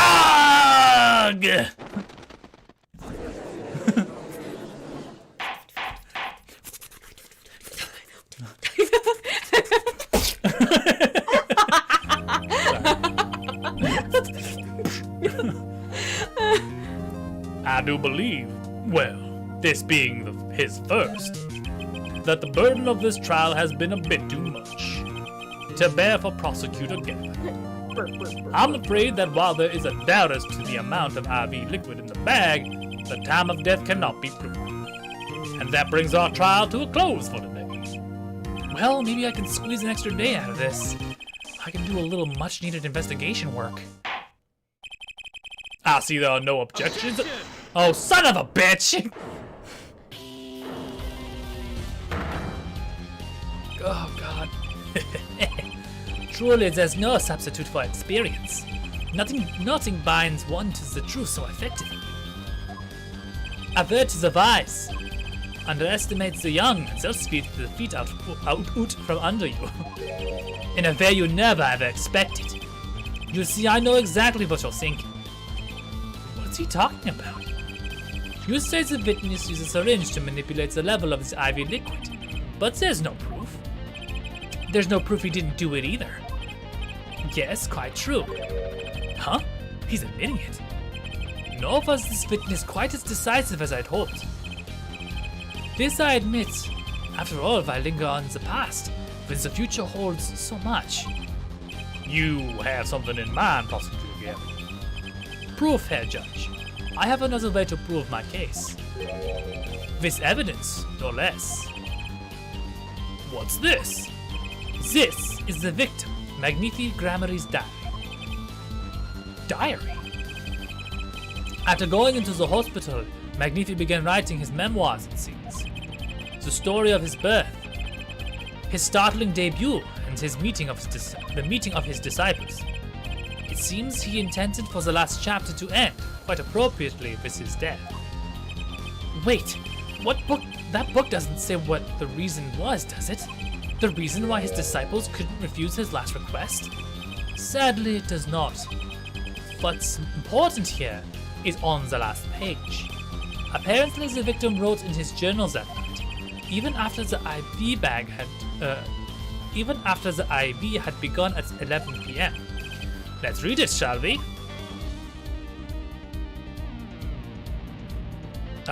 Tonight's IV is in, maybe the last. This does appear to have been written just before his death. I leave the rest of them. The first should come soon. This journal may end here or it may go on, but not for long. It depends on his hand. What is left to mine is all laid down in pen. Okay. The court accepts this into evidence. Magnifi's diary and the court reports. Read the very last part with particular care. This journal may end here, or it may go on, but not long. That depends on his hand. Of course, by his, he refers to our defendant, Zach Granbury. Doesn't mean him. What a why is that shit torn? Yeah, that's interesting, because everyone seems to have a leaf of each of those pages. What you missed is that in our previous court case, in the present, it was revealed that a page in this journal had been forged and placed into evidence, and so we're referencing the particular case Journal. the case that this had been presented in. That would make sense, yes. He was the first scheduled visitor after all. But look at what he said before that. This journal may end here, or it may go on. It may go on. Magnifi Grammary intended to write again. That is, if Zach Grammary didn't pull the trigger.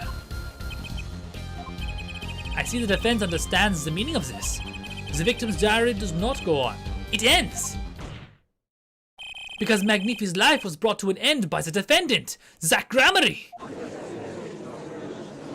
The whole diary is forged because in reality, he actually thought diaries were bitches. Yeah. I mean, you'd have to prove it in court, but... Order! Prosecutor Gavin. Are you certain that Magnifi Grammary wrote this? There's no mistaking his handwriting. Very well, this does seem to be significant. According to this, Magnifi did intend to continue his diary. Yet if his diary ended here, which plainly it did, since the one who pulled the trigger was the first visitor, Zach Grammary. Well, how do you like me now, Herr Wright? Still too green for your tastes, He's right about the diary being pretty clear. Still, I find it hard to believe that he'd overlook such an obvious problem in his precious evidence. Well, Mr. Wright, the witness's testimony we heard was lacking, but put together with this evidence, it seems quite sufficient for a case. If the diary is accepted like this, the trial's over. Maybe it's time for me to show something. Show evidence, Ms. Evie? Time to show some evidence. Yeah, we're gonna show the torn page that we got. The one that little baby Trucy gave me? Yeah, I'm left with no choice but to show my own evidence. What? You have some evidence that overturns this diary? It's not too late to resync this and avoid more embarrassment. Very well, please show us your evidence, Mr. Rat. This is where it gets screwed. Incidentally, I don't even think of showing us this diary. I've just shown the court. Now that we've come this far, I hope you have something a little more decisive. Show us evidence that proves the victim continued writing in his diary. All right, I'd be happy to. The decisive evidence proving that the diary didn't end with this page is this page. Take that! First, take a close look at this diary. Note that the page has been clearly ripped out. What's this? I like how no one Yeah, notices. I hadn't noticed that at all. That's why we're still here talking about this. As it just so happens, I have here what I believe to be the missing page. Anakai, don't believe it. Look at this page. It's hard to imagine the first visitor that night, Magnific Grammary. That's the defense's position. Wait, let me see that.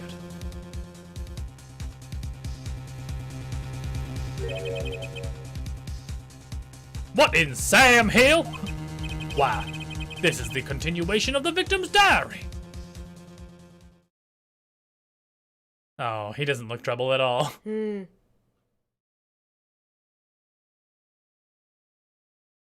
Blink, blink. Note the torn edge on the page. It's a perfect match with the torn remains of the last page of Magnifi's diary. Quite remarkable.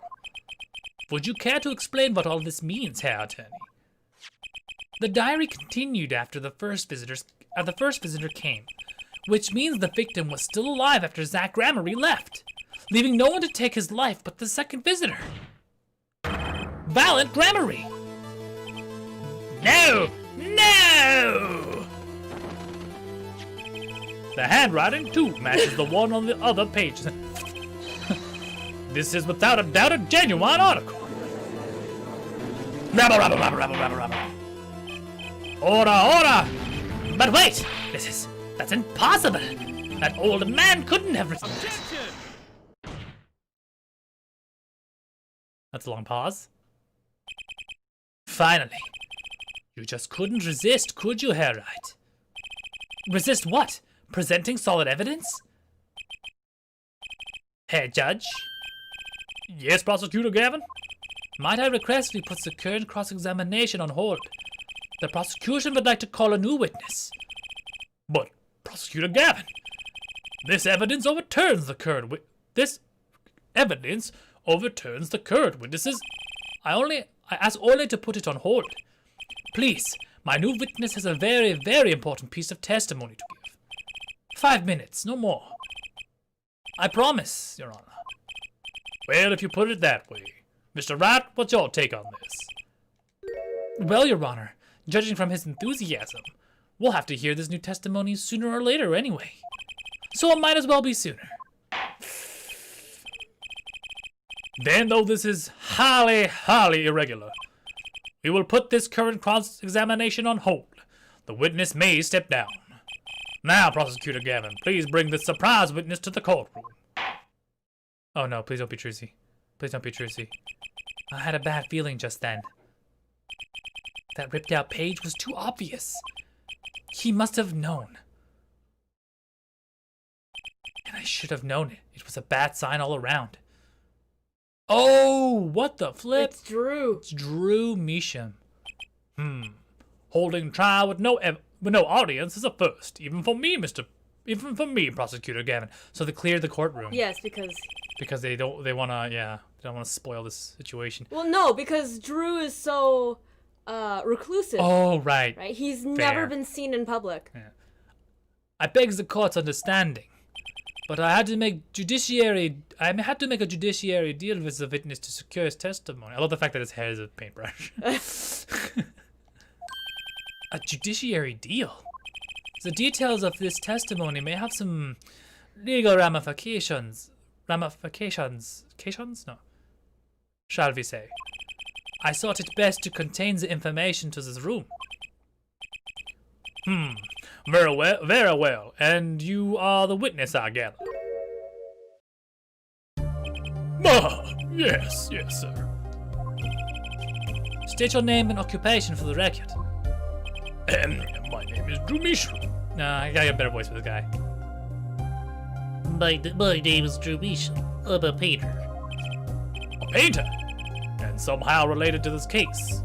No, well, not per se. I have one simple question for this witness. Mr. Misham, was it? Do you know what this is? Oh, yes, I know it well. How's that possible? Have you seen this diary page somewhere before? Oh, yes, I mean, I made it. What? You made it? Yes, you might call it one of my works. The prosecutor's office received a tip-off yesterday. Illegal evidence has been prepared for the trial of Zach Grammary. Illegal evidence? I initiated an investigation and found this witness. A painter to the world at large. Drew Misham has another side, you might say. He is skilled in making perfect reproductions of certain things. Forgeries, in other words. Forgeries? Well, so we ought to understand that this page here is a fake, prepared by a certain defense attorney. Objection! Uh-oh. Hold it! I didn't prepare this evidence. Objection! Ah, the attorney speaks. Something about this page, I presume. But what is he saying? It makes no sense. After all, it was you who presented the evidence to us, Phoenix Wright. Witness! Mr. Misham, was it? Who requested this forgery? Who was your client? He's gonna lie, isn't he? Oh, that I don't know. What? Most of my clients prefer to remain anonymous, even to me. Fair. I make the items they want and receive my payment. That's the extent of my contract with them. Objection! But there's no proof this is a fake. It's a fake. Huh? To avoid just this sort of problem, I always put a special mark on my works. I can say without a doubt this is mine. Oh, crap. Everyone's like, what the Like, yeah, like what? What just happened? Mr. Wright, you have just presented legal evidence to this court. My court! It was careless of me. That's all I can say. Oh boy. Here. What's this? I don't know. I just got it over there in the hall. They told me to give it to the old boy in the blue suit with spiky hair. They said it was really important. It was all a trap. A fatal trap. Mr. Wright, Yes? do you have an explanation for yourself? If I did, would the court hear it? Probably not. God damn. Forging evidence is a serious crime, and presenting it in court is a serious mistake. A fatal mistake for an attorney. Fatal too, perhaps, for your client, I fear. Tell me, what kind of defendant relies on forged evidence? The answer is quite clear. A guilty one! That's presumptuous. Your Honor, wait. I understand that presenting forged evidence in court is a serious crime, but you cannot hold my client responsible for actions I undertook as an individual. I am sorry, Mr. Wright. Your Honor? Another close call, I dare say. If the prosecutor's office hadn't received such hot tip, everything would have gone the way you wanted to, yeah? I even gave you a chance. Too bad you decided not to sing before embarrassing yourself. I see no need for further discussion on this matter. Special witness dismissed. Oof. Mr. Attorney, Yes? could I ask your name? Phoenix Wright. Mr. Wright, I have seen and studied many people, but none like you. I'll remember you, Mr. Wright.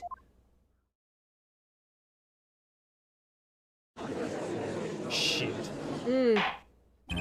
Though I deeply regret not having we to fucked declare up. a verdict in this way, the trial is over. You have the right to find a new attorney and make an appeal. However, this court must. Your Honor. Yes, Mr. Zack. Yes, Mr. Zack. There is one thing I wish to make clear. Today in this courtroom, you cannot declare me guilty. It is impossible. I'm afraid the defendant is quite mistaken. I most certainly have the authority to declare a verdict on you. Except, tell me, how do you plan to announce your verdict when your defendant does not exist? Does not exist? What are you talking about? I'm talking about this! Flashball! Yeah. Holy shit! Mr. Enigmar! The defendant has escaped! Find him quick! Bailiff! Close all exits from the building! He's fucking vanished! Holy shit, what a boss! On the double, he must not be allowed to escape! That day in that courtroom, a miracle occurred. The defendant, Shady Enigmar, aka Zach Gramarye, did not just escape from court. He literally, unbelievably vanished. Right before the bailiff's eyes. No one ever saw him again. Not since that day. This is the Gramarye miracle!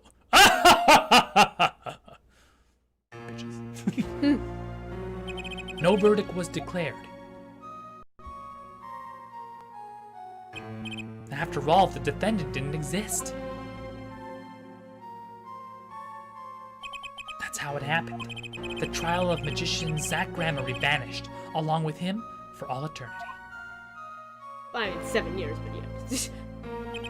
The mysteries that remained behind were all solved, however. But not until 7 years later. So who else do we know that's name is Shady? Our first case. Mr. Shady Smith, killed with a bottle by, Kristoff. Kristoff, yeah. The trial 7 years ago was the beginning of it all. This I know beyond a doubt. The mysteries of the past work their magic on the present. But I can't do that, hold on. Soon. But you'll soon be finding all of this out for yourself. Which of the Magnifi's Gramarye's disciples pulled the trigger? Where did the vanishing defendant, Zach Gramarye, go? What dark truth lies behind the forged diary page? And what about the girl who was left behind? That's true, yeah, he left his daughter behind.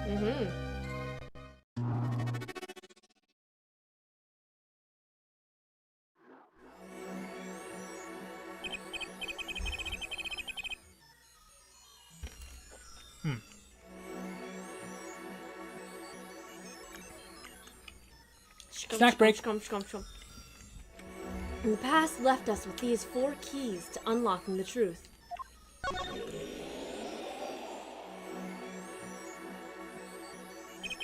But that's not all. There are 4 keys in the present as well. And when all the questions have found their answers, the final trial will begin. First, you must chase the truth through then and now. So if you found, like, The Last of Us 2 storyline going back and forth was confusing, brace yourself. This is true. Think of it as a game. Yeah, no shit. You don't say. I, Phoenix Wright, will be your guide through this game. That terrible trial saw me present forged evidence. It ended, half finished, when the defendant vanished. What became of me after that? As your investigation proceeds, the answer will become clear. Oh, and one more thing. There is something I must tell you. As Apollo Justice has his bracelet, so too do I have my own weapons of sort. My Magatama. What does it do, you ask? That I would have you see for yourself. Well now, shall we begin? Touch the arrow to switch between past and present. Yeah, we're back into the Matrix. Yeah, this is essentially the time dilation. A time nexus. So basically, if you remember, this entire trial is a test run for the jury system.